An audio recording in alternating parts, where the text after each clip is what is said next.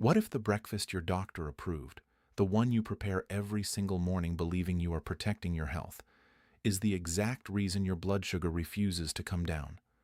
Not because you are making obvious dietary errors, but because the bowl of oatmeal on your counter, the whole wheat toast you chose for its heart-healthy label, and the glass of fresh orange juice you drink because it is natural are doing something in the first 30 minutes after you eat them that no standard diabetic dietary handout describes clearly. Your morning is the most metabolically vulnerable window in your entire day. There is a specific hormonal mechanism that makes carbohydrate-containing foods produce a significantly more aggressive blood sugar response at 7 in the morning than the identical foods eaten at noon. By the end of this video, you will know that mechanism by name, which 3 breakfast strategies defeat it entirely, and why the breakfast advice millions of adults with diabetes have followed for years was built on an incomplete understanding of morning physiology. In Japan, adults over 65 with type 2 diabetes who follow the traditional Japanese breakfast pattern, miso soup, fermented soy, a small portion of fish, minimal refined carbohydrate, show measurably better morning glucose profiles than age-matched Japanese adults who have adopted Western breakfast patterns, according to longitudinal data published by the National Center for Global Health and Medicine in Tokyo across a 15-year observation period. Both groups carry equivalent diabetes diagnoses and equivalent medication profiles. The variable is what the body is asked to process during its most hormonally vulnerable period.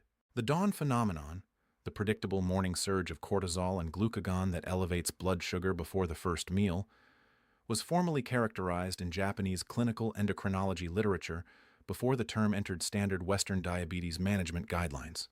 In South Korea, where the morning meal is similarly protein and fermented food-centered rather than grain and sugar-centered, the prevalence of uncontrolled morning hyperglycemia in adults over 65 is 37% lower than in the United States among adults with equivalent diagnoses on equivalent medications. My name is Dr. Jae Yoon. I have practiced medicine for 26 years, trained in Western clinical pharmacology and traditional East Asian integrative medicine, and I have spent a significant portion of that career managing type 2 diabetes, specifically in adults over 60. In my practice, I have observed one pattern with striking consistency. The adults who struggle most with their morning blood sugar numbers are frequently not making obvious dietary errors.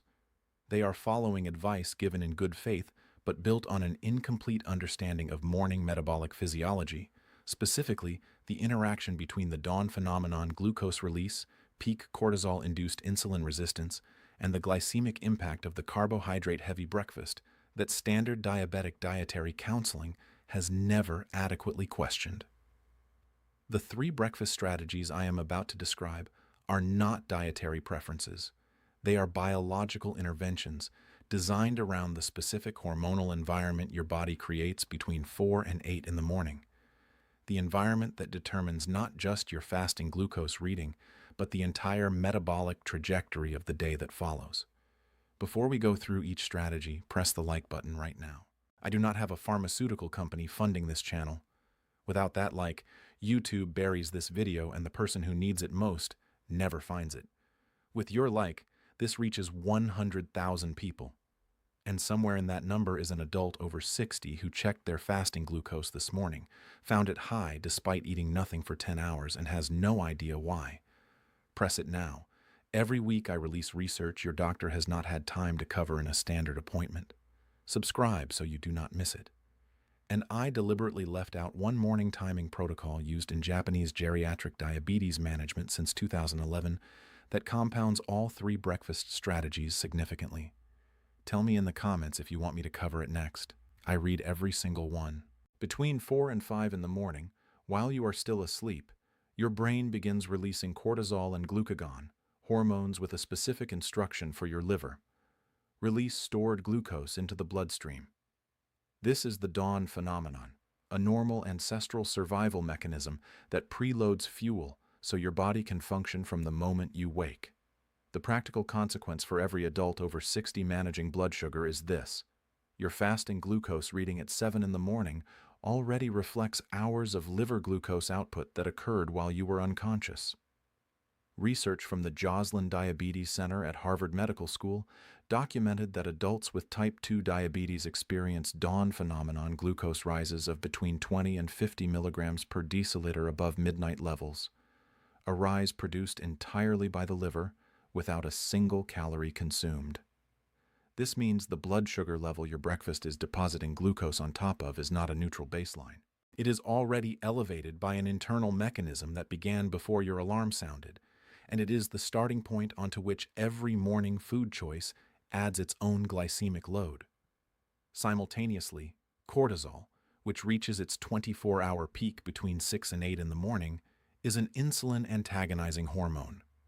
At the cellular level, cortisol activates glucocorticoid receptors that directly interfere with insulin receptor substrate signaling, the molecular cascade that allows insulin to open glucose transport channels in muscle and fat cells. This means that at the specific moment when the dawn phenomenon has already elevated blood glucose, your cells are at their least insulin-sensitive point in the entire day. This is not a minor modifier. Research from the University of Chicago's Diabetes Research Program found that insulin sensitivity in adults with type 2 diabetes was 30% lower at 8 in the morning than at 2 in the afternoon, in the same patients on the same day, with no dietary difference. Into this environment of already elevated glucose and maximum cellular insulin resistance, the standard diabetic breakfast delivers oatmeal, whole wheat toast, and fruit juice. 3 foods that convert almost entirely to glucose within minutes of consumption and enter a bloodstream that is already metabolically compromised before the first spoonful. The structural failure of Western diabetes management around morning nutrition is not a knowledge failure inside academic endocrinology.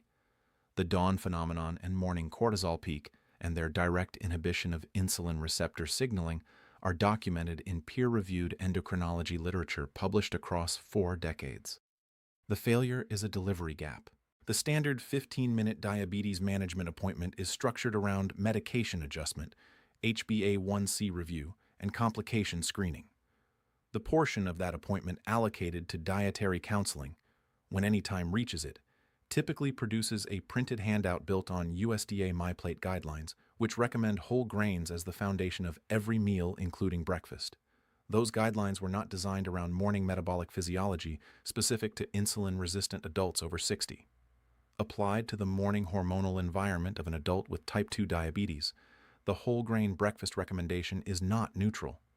It is the precise input that converts a manageable dawn phenomenon glucose elevation into a 2-hour hyperglycemic event, from which the body spends the rest of the morning slowly recovering while the pancreatic beta cells that were asked to manage it continue accumulating oxidative damage. The 3 foods found most consistently in the standard diabetic breakfast carry glycemic profiles most adults over 60 have never been shown clearly.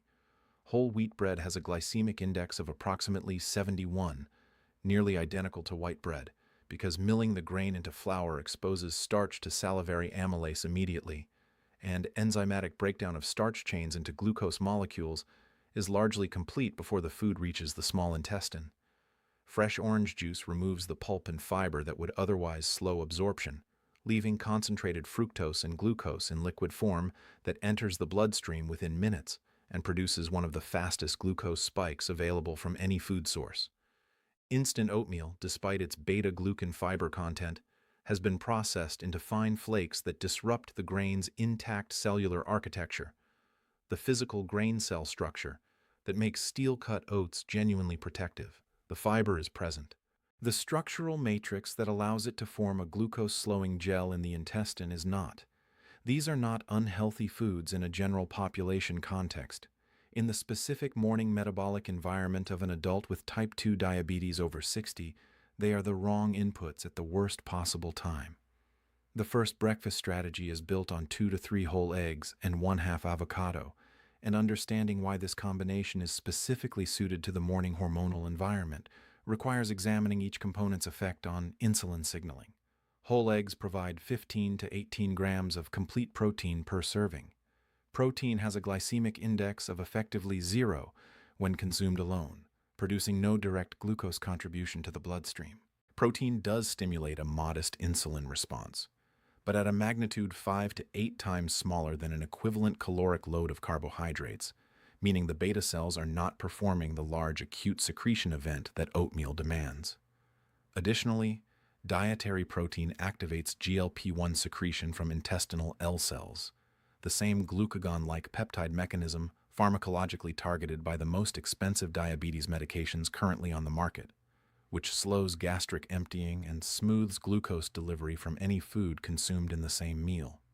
The egg yolk contains choline, essential for hepatic fat metabolism, vitamin D directly associated with improved insulin receptor expression, and lutein and zeaxanthin, which protect retinal tissue from the oxidative damage that chronic hyperglycemia produces in diabetic retinopathy.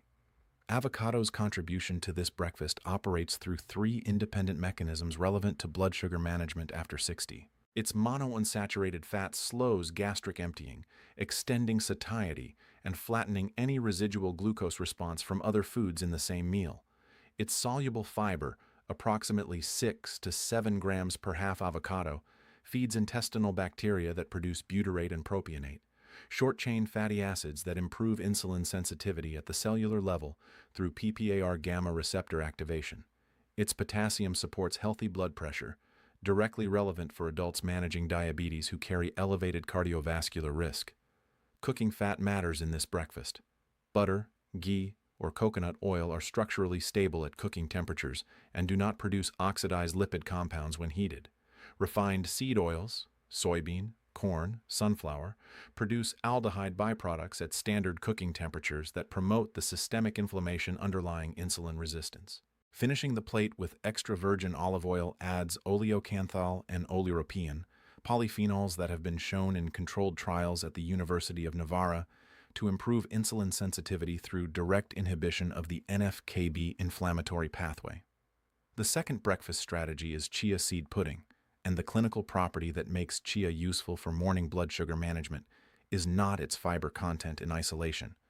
It is the physical form that fiber takes when hydrated. Chia seeds contain a soluble fiber called mucilage. When hydrated, this fiber swells to 9 to 12 times its original volume and forms a viscous gel. When this gel matrix moves through the stomach and small intestine, it creates a physical diffusion barrier along the intestinal wall that slows the rate at which glucose contacts the intestinal epithelium and enters circulation. This is a structural intervention, not a chemical one. The gel physically impedes glucose diffusion regardless of the food source. Research from the University of Toronto tracking chia supplementation in 77 adults with type 2 diabetes over 12 weeks found statistically significant reductions in post-meal blood glucose peak and overall glycemic variability compared to controls. The conversion of what would otherwise be a rapid glucose entry into a slow, controlled release is the primary mechanism by which this breakfast defeats the morning metabolic environment. Preparation requires no morning time. 2 to 3 tablespoons of chia seeds mixed into unsweetened full-fat coconut milk the evening before forms the complete gel matrix overnight in the refrigerator. By morning, 0 preparation is required. The critical specification is unsweetened. Sweetened plant milks contain added sugar that defeats the glycemic purpose entirely. Full-fat coconut milk is preferable because its medium-chain triglycerides are processed by the liver for rapid energy without requiring insulin, and its fat content contributes significantly to gastric slowing and sustained satiety. Add a small portion of berries, strawberries, raspberries, or blackberries, whose anthocyanin polyphenols directly inhibit alpha-glucosidase, the intestinal enzyme that breaks complex carbohydrates into absorbable glucose, producing a measurable additional reduction in post-meal response. Add 1/4 teaspoon of Ceylon cinnamon specifically, not cassia cinnamon, the most common supermarket variety. Ceylon cinnamon contains cinnamaldehyde and proanthocyanidins shown in 8 randomized controlled trials to improve insulin receptor sensitivity and inhibit post-meal glucose rise at clinically meaningful magnitudes without the coumarin content of cassia that raises liver function concerns at regular daily doses. The third breakfast strategy is the most unconventional and, in its effect on the underlying drivers of insulin resistance, the most biologically comprehensive. It begins with bone broth, and the clinical value extends well beyond its glycemic profile of essentially 0. Bone broth made from simmering animal bones for 12 hours or longer releases collagen, gelatin, glycine, and glutamine into the liquid. From a blood sugar standpoint, this is the flattest possible morning glucose curve from any food source. The deeper mechanism involves gut barrier integrity, which a substantial body of research has established as directly relevant to systemic insulin resistance. When tight junctions between intestinal epithelial cells are compromised, intestinal hyperpermeability, bacterial endotoxins cross into systemic circulation and activate the chronic inflammatory cascade that directly impairs insulin receptor substrate signaling at the cellular level. Glycine and glutamine are the primary substrates intestinal epithelial cells use to synthesize the structural proteins that maintain and repair these tight junctions. Consuming bone broth regularly is not simply a zero-glycemic meal choice. It is an active intervention in a root mechanism of the metabolic dysfunction underlying type 2 diabetes. The protein source paired with bone broth in this strategy carries direct clinical relevance beyond glycemic profile.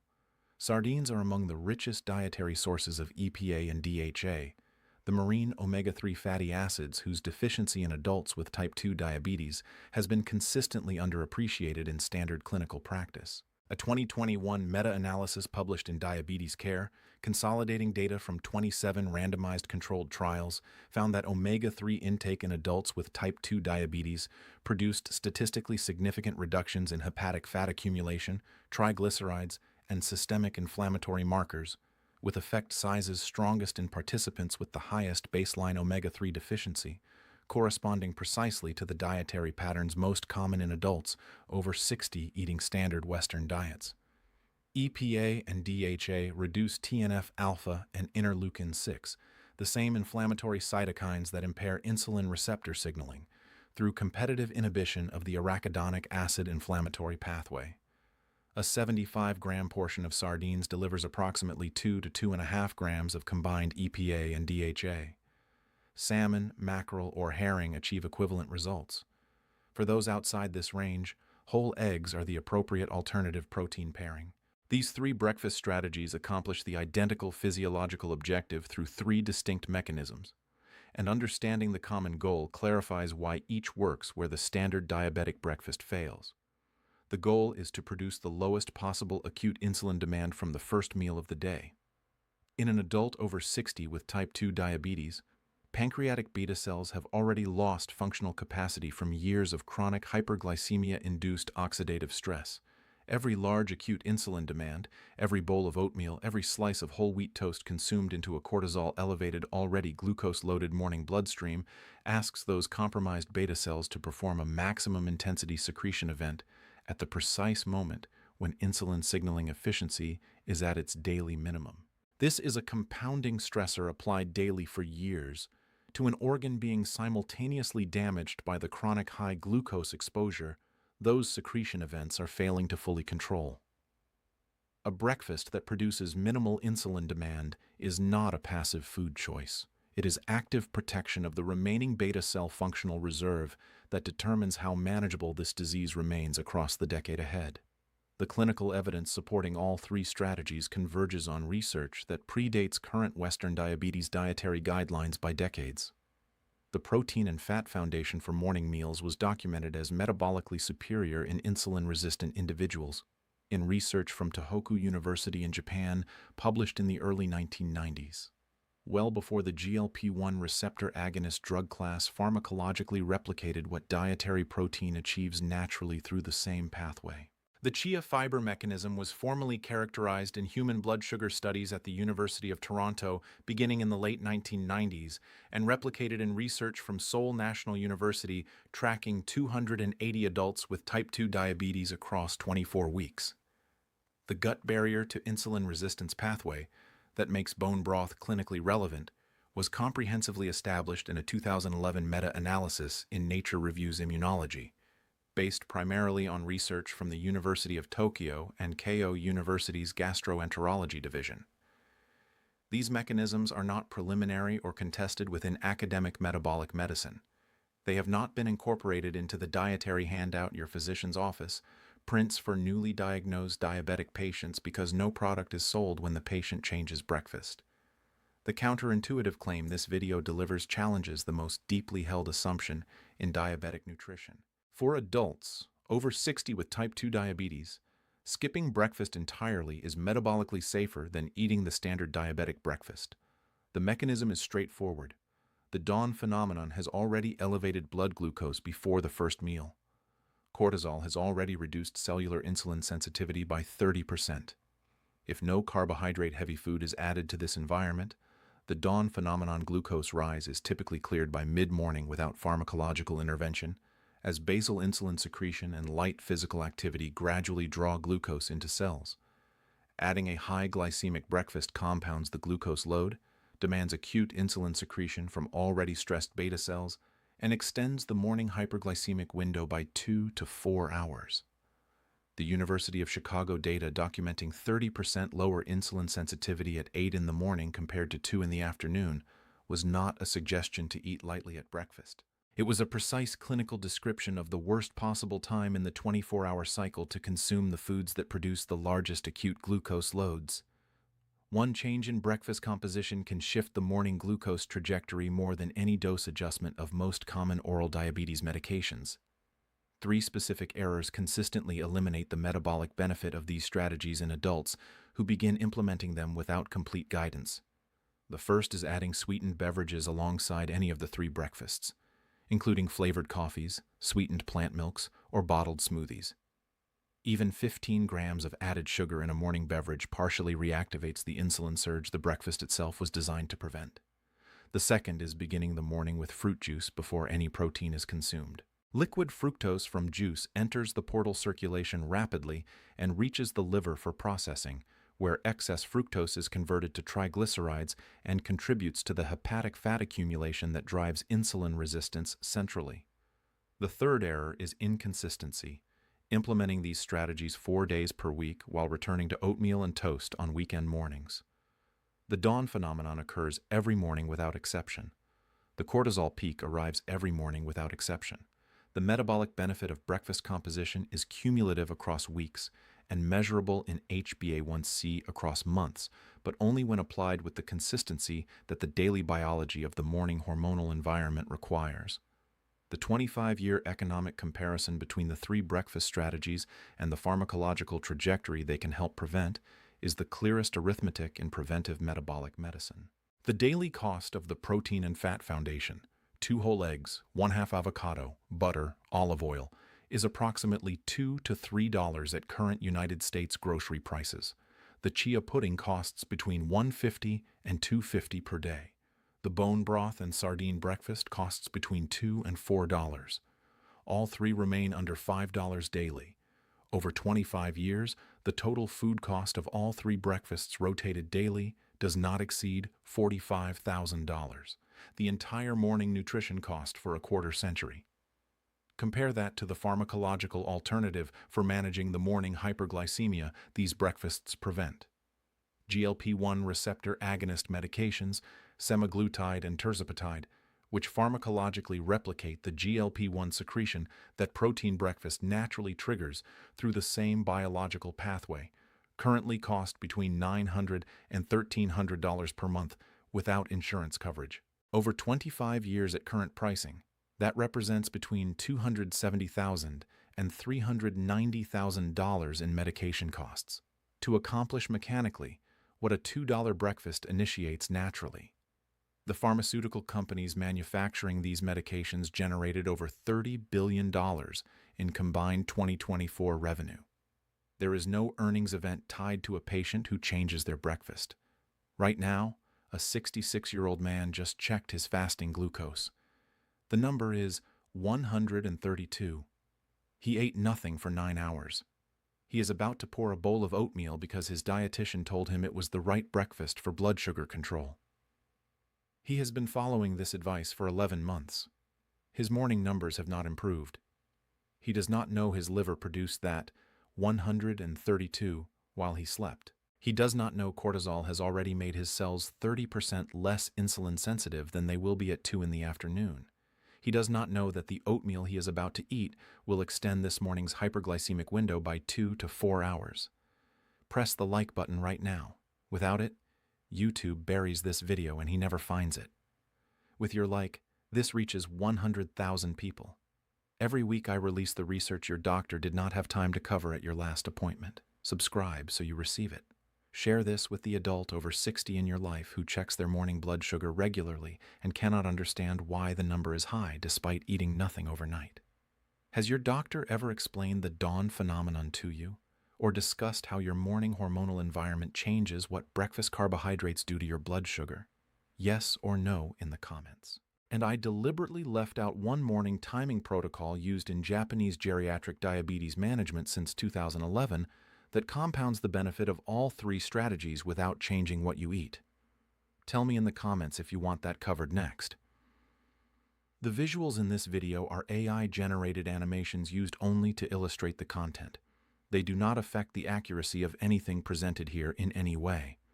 Every study, every mechanism, and every protocol detail was personally reviewed by me before it became content. This channel exists for one reason: to give you the knowledge to walk into your next appointment with the right questions, because a routine visit does not always have time to cover every tool available to protect the years ahead. Dr. Jae Yoon, the science Asia has always known. Take care of yourself. I mean that.